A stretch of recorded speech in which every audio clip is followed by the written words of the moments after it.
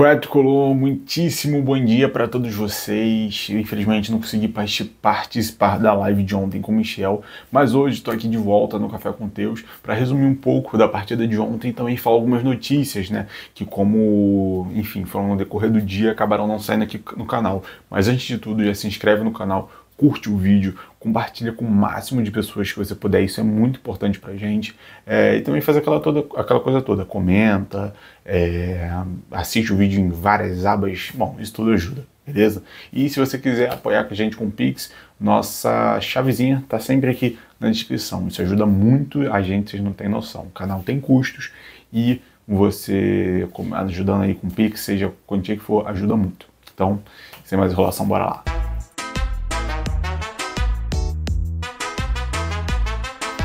Então, galera, antes de falar do jogo em si, quero falar primeiro de algumas contratações. Primeiro, do nosso querido Acosta, Lúcio Acosta, né? Que veio lá da MLS e começou jogando hoje, né?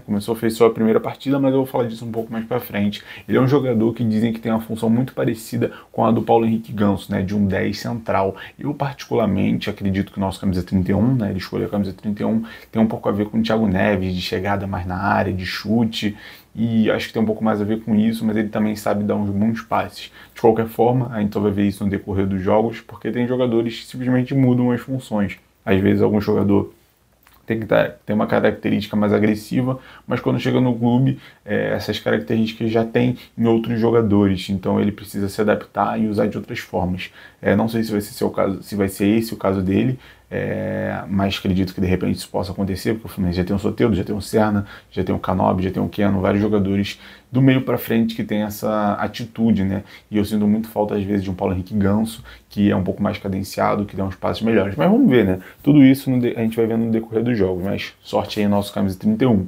E além disso, chegou também o nosso jogador, que eu esqueci o primeiro nome dele, acho que é Santi, né? Santi Moreno, veio também da MLS. Dizem aí que o Fluminense está contratando para evitar o imposto, né? Eu não pesquisei sobre isso, não posso falar, mas a verdade é que é mais um jogador que vem, um jogador que parece ser bom, um jogador promissor. Infelizmente não foi contratado nenhum jogador que era uma realidade para essa janela, para substituir o John Arias. Mas vamos ver, né? Ele parece ser um bom jogador, eu gostei dos números dele, gostei das jogadas dele, parece que é um jogador que está muito feliz, ansioso em vir para o Fluminense. E vamos torcer para isso realmente acontecer, né? Porque, de fato, é legal quando um jogador realmente mostra interesse de jogar no seu time, um jogador mostra que quer vir jogar no Fluminense, respeita o clube, isso é muito interessante. Espero que isso seja refletido em gols, em assistências, em ótimos jogos e, né, o principal, títulos. E, além disso, também teve aí um nome revelado, né? Uma galera aí atrás de Vitor Lessa, o pessoal do Jornada, se eu não me engano, o Netflix também postou que o Fluminense estava atrás de um zagueiro que ainda não teve um nome revelado. E a realidade é que esse jogador já foi revelado, que é o Igor Rabelo. O Igor Rabelo, que estava no Atlético Mineiro, ele vai vir sem custo do Fluminense. Ele iria para o São Paulo, só que o Fluminense atravessou o negócio. Então ele aparentemente vai ser jogador do Fluminense e estava bem dividido. A maioria das pessoas que eu perguntei não sabiam muito sobre ele. Alguns falavam que não jogava bem, outros falavam que jogava, outros falaram que não viram jogar, que não lembram. E a questão é que é uma incógnita para mim também. Eu acredito que se ele fosse um ótimo zagueiro, ele não estaria no Fluminense, né? Ele não estaria no Fluminense, oh meu Deus do céu. Ele não estaria sendo, desculpa galera, o sono, ele não estaria sendo dispensado do Atlético Mineiro. Agora foi certo. Mas, até porque nem faria sentido isso, né? Porque o Thiago Silva é um ótimo zagueiro, tá no Fluminense. Fora o Nino, enfim, é o sono, galera, me perdoe. Mas enfim, se ele fosse um ótimo zagueiro, ele não estaria saindo livre do Atlético Mineiro.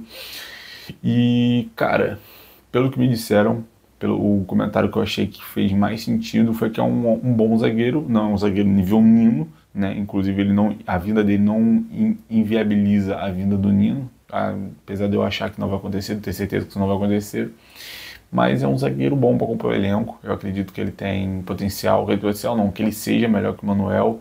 E acredito também que que a quase ida dele para o São Paulo também mostra que ele não é tão ruim assim, né, galera?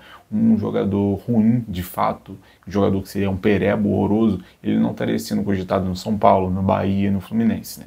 Mas enfim, Agora vamos falar aqui rapidinho, né, do jogo, porque o Michel já falou muito do jogo na live de hoje, e de ontem no caso, e o que acontece? O Fluminense começou amassando, 15 minutos já estava 2-0 o Fluminense, achei que o jogo ia ser uns 3-4-0, mas o Fluminense deu mole, né? O Fluminense teve algumas chances de matar o jogo teve uma chance ali com o Everaldo, teve outra chance ali com o Canóbio também, que jogou muito, foi a melhor partida do Canóbio, na minha opinião, batendo travessão aqui.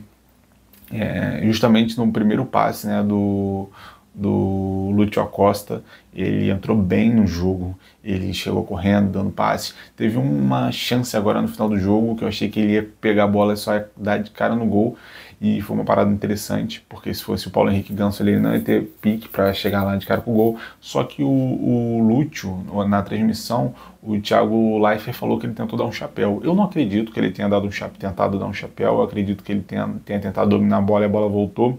Se ele fez isso, horrível, ridículo, péssima primeira impressão, mesmo tendo dado uma quase assistência ali no início, mas gostei da partida dele, gostei da partida do Serna, jogando muito, não é um substituto do Arias, mas tem mostrado cada vez mais seu valor e tem evoluído bastante no futebol.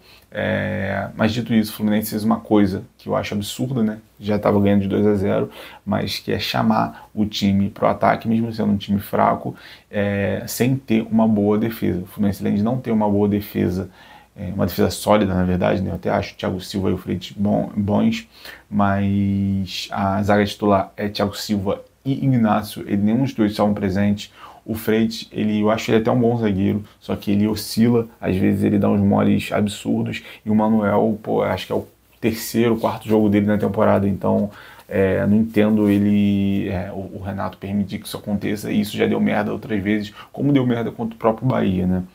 Então, eu acho muito arriscado, eu acho que o Fluminense, quando quer segurar o jogo, deveria focar em povoar mais o meio de campo, tirar um atacante ali, botar mais um meio de campo ali, um Paulo Henrique Ganso junto com o Lúcio Acosta, mas agora deixar o time vir para cima, para mim é um erro fatal, e que infelizmente culminou no gol do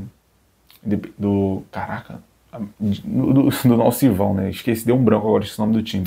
América de Cali, acho que é isso. A gente poderia ter ido para o Maracanã com um placar de 2-0 no agregado perfeito. Eles iam ter que meter 3 no Maracanã, tenho quase certeza que eles não conseguiriam. E agora tá 2-1, um gol de diferença. Se Deus queira que isso não aconteça, eles metem um golzinho aqui no início, o jogo já fica tudo igual e a gente fica no desespero de novo. Acho que o Renato errou. Acho que teve muito preciosismo na hora dos jogadores do Fluminense, ao invés de matar o jogo, tentaram dar muitos chutes fora da área, muitos chutes assim, displicentes, que não dariam se o jogo tivesse 0-0. Acho que isso tudo tem que ser conversado, tem que ser ajustado para não prejudicar a gente nas próximas rodadas. Dito isso, acho que o Fluminense passa de fase, não acho que vai passar muitos sustos aqui, provavelmente vai ter um gol já no início e vai segurar o jogo todo, vai ser aquele Deus nos acuda, mas sem susto, sem grandes sustos. Acho que vai ser bem nível Fluminense e Inter. Pode até tomar um gol e tal, mas eu acho que passa e a gente vai para essas quartas. Falando em quartas, o Fluminense já, né, sabe quem vai enfrentar nas quartas vai ser o próprio Bahia, que teria enfrentado se o Bahia não tivesse perdido para o América de Cali. E na mesma fase do Fluminense tem Vasco e Botafogo. Quem vencer, caso o Fluminense também ganhe, enfrenta o Fluminense. Já teremos um clássico, se passar de fase, é claro. E na outra fase, outro clássico, Atlético Mineiro e Cruzeiro. E Atlético Paranaense e Corinthians se enfrentam nas quartas de finais da Copa do Brasil. Uma galera no meu grupo achou que foi ruim, o Fluminense pega o Bahia, mas para mim foi o melhor adversário possível. Por quê? Vamos começar lá pela esquerda. Atlético Mineiro e Cruzeiro. Cruzeiro é o líder do campeonato, Atlético Mineiro em Copa é um time absurdamente chato e é um time de muita qualidade, tem ótimos jogadores. Então, para mim, nenhum desses dois já seria bom. Corinthians. A torcida do Corinthians é muito chato, o time do Corinthians é muito chato de jogar, então se de repente acontece o que aconteceu na Copa do Brasil, que o Fluminense se enfrentou o Corinthians na semi, ia ser muito difícil reverter, principalmente com o time do Fluminense que está meio que em formação, então não acho que seria uma boa ideia pegar eles agora. Principalmente com alguns desfalques que a gente ainda está. Atlético Paranaense, para mim, é um time bem viável, até mais viável que o Bahia, porém o Fluminense não sabe jogar em gramado sintético. Outro contra, né, se fosse jogar contra o Atlético Mineiro. Mas o Fluminense não sabe jogar em gramado sintético, então nesse momento eu preferia evitar também. Inclusive, eu gostaria de pegar ele numa final, que aí vai ser campo neutro, não vai ser sintético. Do lado de cá, Vasco e Botafogo, por mais que o Vasco seja um pouco mais tranquilo que o Botafogo, né? O Botafogo tem sido um carrasco do Fluminense nos últimos jogos, mas clássico é clássico e por isso mesmo não queria jogar, porque é clássico, o Vasco é a mesma coisa. Então o que sobra foi o Bahia, é um time bom realmente, não é um time fácil, não é um time que está mal igual o Atlético Paranaense, porém não tem grama sintética, não é nenhum bicho-papão e dá pra gente vencer, principalmente no Maracanã.